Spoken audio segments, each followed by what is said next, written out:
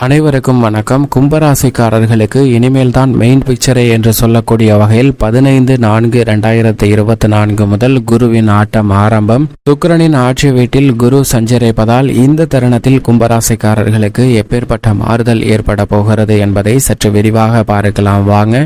கும்பராசிக்காரர்களை பொறுத்தவரைக்கும் 3ஆம் இடமாகிய தைரியஸ்தானத்தில் சஞ்சரித்துக் கொண்டிருக்கக்கூடிய குரு பகவான் சுகஸ்தானத்தில் நுழைவது நிச்சயமாக வரவேற்கத்தக்க சிறந்த முன்னேற்றத்தை அளித்தரக்கூடிய ஒரு அமைப்பாக பார்க்கப்படுகிறது என்பதை தெளிவாகவும் துல்லியமாகவும் உறுதிப்படுத்துகிறாருங்க. ஏனென்றால் கும்பராசிக்காரர்களை பொறுத்தவரைக்கும் 2 மற்றும் 11ஆம் இடத்தின் அதிபதியாக இருக்கிறார். தனாதிபதியும் லாபாதிபதியுமாக இருக்கக்கூடிய குரு மிகவும் வலுவாக சுகஸ்தானத்தில் நுழைவது நிச்சயமாக பல மடங்கு நன்மையை பெற்றுத்தரக்கூடிய ஒரு அமைப்பாக கும்பராசிக்காரர்களுக்கு பார்க்கப்படுகிறது என்பதில் சந்தேகமே இல்லை.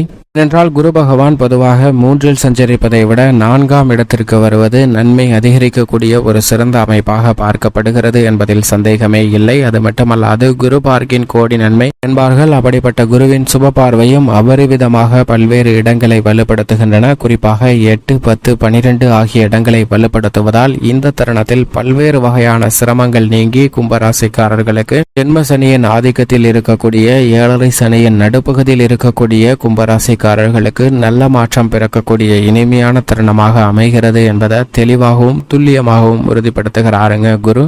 பொதுவாக குருவை பொறுத்த வரைக்கும் நவ கிரகங்களிலே தோஷமற்றவரும் அதீத நன்மையை நேர்வழியில் அள்ளி கொடுக்கக்கூடிய தன்னிகரற்ற கிரகமாக செயல்படுபவர் தான் குரு. என்றால் நவ கிரகங்களிலே குருவிற்கு பகை கிரகம் என்று புதன் சுக்கிரன் இருந்தாலும் கூட குருவை எந்த கிரகமும் பகை கிரகமாக பார்க்கவில்லை என்பதுதான் குருவின் மிகப்பெரிய சிறப்பாக பார்க்கப்படுகிறது. அது மட்டுமல்லாது இனிமேல் தான் மெயின் பிக்சரே என்று சொல்லக்கூடிய வகையில் 2024 ஆண்டு ஏப்ரல் மாதம் 15ஆம் தேதியிலிருந்து குரு மிக வலுவாக தனது பகை கிரகமான சுக்கிரனின் ஆட்சி வீடான ரிஷபராசியில் சஞ்சரிக்க போகிறாருங்க. எனவே இனிமேல் தான் குருவின் ஆட்டம் ஆரம்பம் என்று சொல்லக்கூடிய வகையில் பல அதிரடியான திருப்பங்களை சந்திப்பதற்கான வாய்ப்பு நிச்சயமாக உருவாகிறது. பொதுவாகவே குரு ரிஷபராசியில் சஞ்சரிப்பது அவ்வளவு சாதகமான ஒரு அமைப்பாக பார்க்க முடியாது. ஏனென்றால் தனது பார்வையில் சுக்கிரனை பகை கிரகமாக பார்க்கிறாருங்க.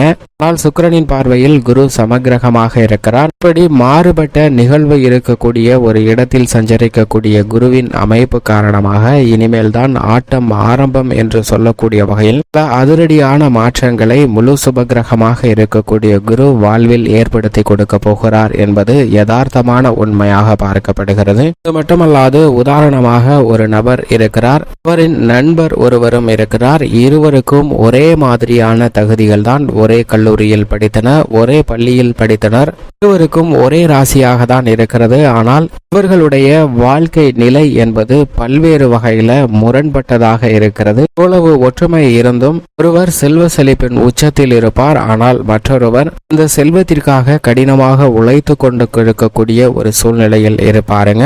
இதற்கு காரணம் என்னவென்று பார்க்கும் போது நம்மளுடைய கர்ம பலன் அதற்கு பதிலாக இருக்கிறது. ஆனால் அதே சமயம் முழு சுபகிரகமாக இருக்கக்கூடிய குரு சாதகமாக தன்னுடைய அமைப்பில் சஞ்சரிக்கும் போது, சஞ்சார அமைப்பை வலுப்படுத்தும் போது நிச்சயமாக தங்களுடைய வாழ்வில் ஏற்படக்கூடிய பல்வேறு வகையான இன்னல்களை குறைத்து நல்ல பலனை பெறுவதற்கான வாய்ப்பை நிச்சயமாக ஏற்படுத்தி கொடுக்க போகிறார் இந்த குருவின். சுக்கிரனுடைய ஆட்சி வீட்டின் ஆட்டம் என்பது பல்வேறு வகையில மிக சிறந்த மாறுதலை ஏற்படுத்தி கொடுக்கக்கூடிய ஒரு வாய்ப்பாக நிச்சயமாக அமையும் என்பதில் சந்தேகமே இல்லை. தனது நட்பு கிரகமாக இருக்கக்கூடிய செவ்வாயின் ஆட்சி வீடான மேசராசியில் அதிவிரைவாக பல அதிரடியான மாற்றங்களை ஏற்படுத்தி கொடுக்கக்கூடிய அமைப்பில் சஞ்சரித்த குரு சுக்கிரனின் ஆட்சி வீடான ரிஷபராசிக்குள் நுழைவதால் எதிர்பாராத நல்ல பல மாற்றங்கள் நிச்சயமாக ஏற்படுங்க. ஏனென்றால் நவ கிரகங்களிலே குருவின் சஞ்சார அமைப்பு மட்டுமல்ல, அவரின் சுப பார்வையும் தங்களுடைய வாழ்வில் மிகப்பெரிய மாற்றத்தை ஏற்படுத்தி கொடுக்கக்கூடிய ஒன்றாக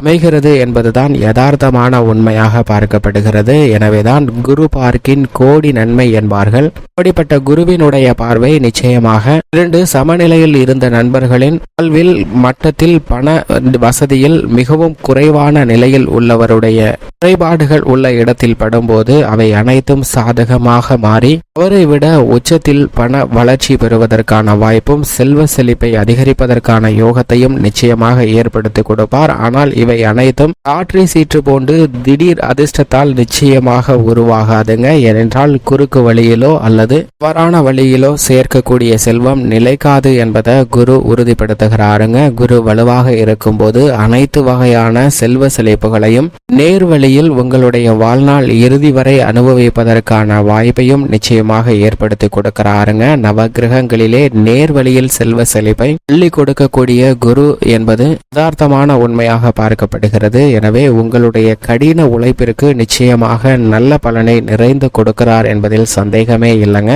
மட்டுமல்லாது குருவின் பார்வையில் சூரியன், சந்திரன், செவ்வாய் போன்ற கிரக நிலைகள் நட்பு கிரகங்களாக பார்க்கப்படுகின்றன. இதில் சூரியனும் செவ்வாயும் குருவை நட்பு கிரகமாக பார்க்கின்றனர். ஆனால் சந்திரன் சமகிரகமாக பார்க்கிறாருங்க. குருவின் பார்வையில் சனி, ராகு, கேது போன்ற கிரக நிலைகள் சமகிரகமாக பார்க்கப்படுகின்றன. இந்த கிரக நிலைகளின் பார்வையிலும் குரு சமகிரகமாக தான் பார்க்கப்படுகிறார். ஆனால் புதனையும் சுக்கிரனையும் பகை கிரகமாக பார்க்கிறாருங்க. புதன் மற்றும் சுக்கிரனை குரு பார்க்கிறாருங்க.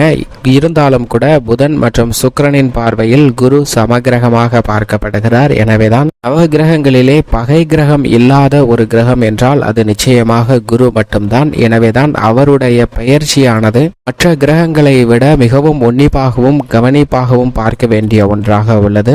என்றால் நவ கிரகங்களுமே மிகவும் சாதகமற்ற ஒரு அமைப்பில் குருவை தவிர மாறி சஞ்சரித்தாலும் இந்த 8 கிரக நிலைகளும் சாதகமற்ற ஒரு அமைப்பில் இருந்தாலும் குரு மட்டும் மிக வலுவாக நன்மை தரக்கூடிய அமைப்பில் சஞ்சரித்தார் என்றால் நிச்சயமாக அனைத்து விதமான சிரமங்களையும் தவிடுபடியாக்கி விடுவாருங்க.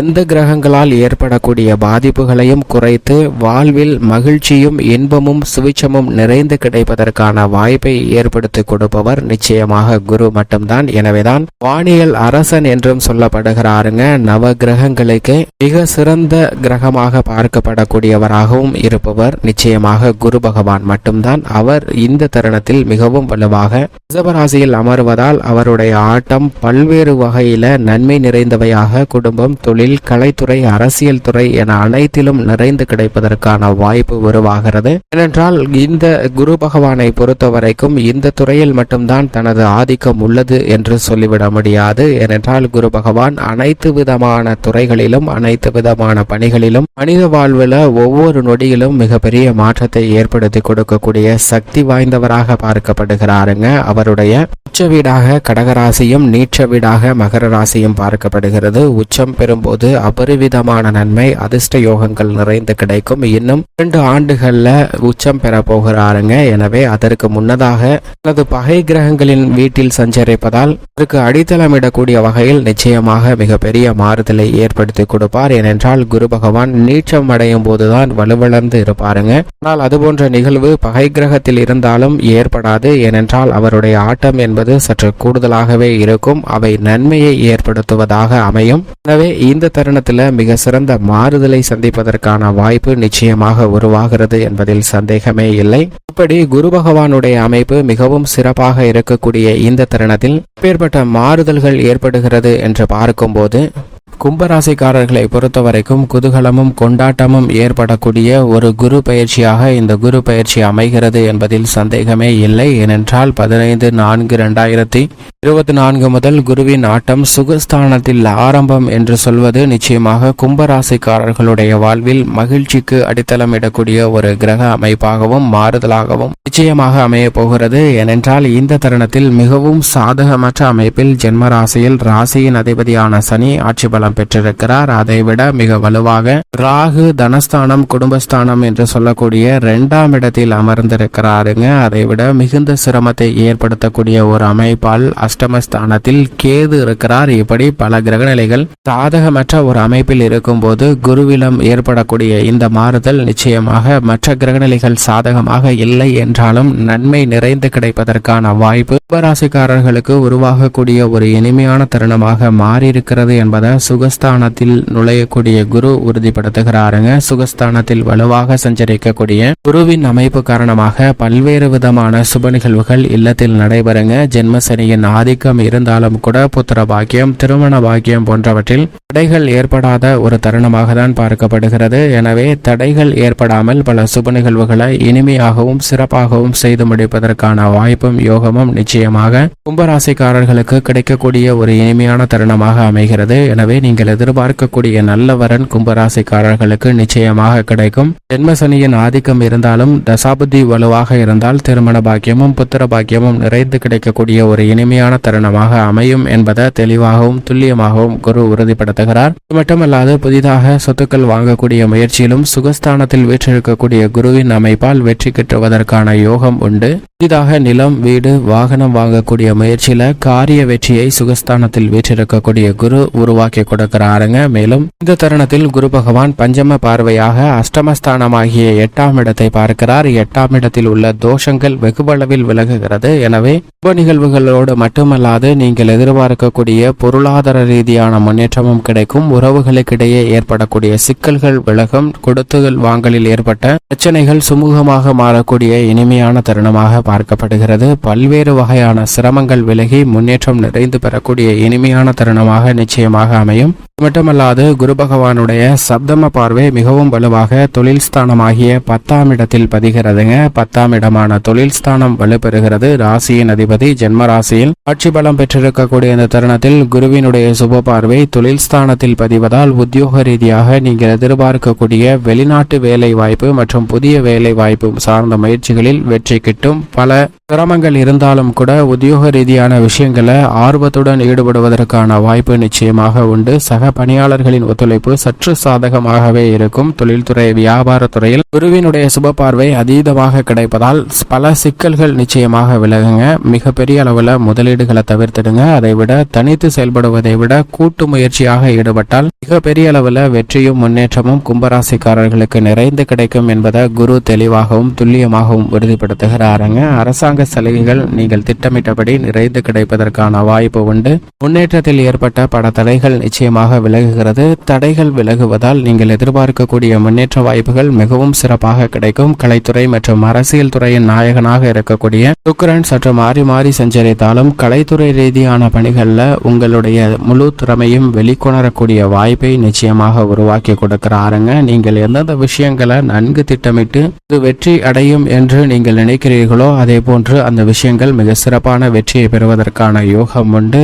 அரசியல் சார்ந்த பணிகளிலும் மக்கள் மத்தியிலும் கட்சியிலும் செல்வாக்கு உயரக்கூடிய தருணமாகவும் எதிர்பார்க்கக்கூடிய தேர்தல் வெற்றிகள் மனநிறைவை ஏற்படுத்தி கொடுக்கக்கூடிய வகையிலும் அமைய போகிறது. வெகு நாட்களாக சந்தித்து வந்த அலைச்சல், சிரமம் தற்போது விலகி நிறைந்த நன்மையும் முன்னேற்றமும் மிக சிறப்பாக ஏற்படுவதற்கான வாய்ப்பு பொது வாழ்வில் இருக்கக்கூடிய கும்பராசிக்காரர்களுக்கு நிச்சயமாக கிடைக்க இருக்கு என்பதை குரு உறுதிப்படுத்துகிறாருங்க. மாணவ மாணவியரின் கல்வி சார்ந்த விஷயங்களில் நல்ல முன்னேற்றம் உண்டு. விவசாயம் சார்ந்த பணிகளும் சிறப்பாக அமையும். பெண்மணிகளை பொறுத்தவரைக்கும் பெண்மணிகளின் நலனுக்கு பொறுப்பேற்ற முக்கியமானவராக இருப்ப குரு சுகஸ்தானத்தில் நுழைந்திருப்பது நிச்சயமாக பெண்மணிகளை சந்தித்து வந்த பல சிரமங்கள் விலகி முன்னேற்றத்திற்கு அடித்தளமிடக்கூடிய, மகிழ்ச்சிக்கு அடித்தளமிடக்கூடிய ஒரு இனிமையான தருணமாக மாறியிருக்கிறது என்பதை உறுதிப்படுத்துகிறாருங்க. மேலும் இந்த தருணத்தை மிக சிறந்த மகிழ்ச்சிகரமான தருணமாக மாற்றிக்கொள்வதற்கு நிச்சயமாக கும்பராசிக்காரர்கள் வாரத்தில் வியாழக்கிழமை விரதமிருந்து அருகாமையில் உள்ள குரு பகவான் அல்லது நவகிரக சன்னதி சென்று வழிபாடு செய்யுங்கள். இயன்றவரை குருவிற்கு பிடித்த பசுவிற்கு உணவளியுங்கள். நிச்சயமாக நல்ல பலனும் முன்னேற்றமும் கும்பராசிக்காரர்களுடைய வாழ்வில் நிறைந்து கிடைக்கும்.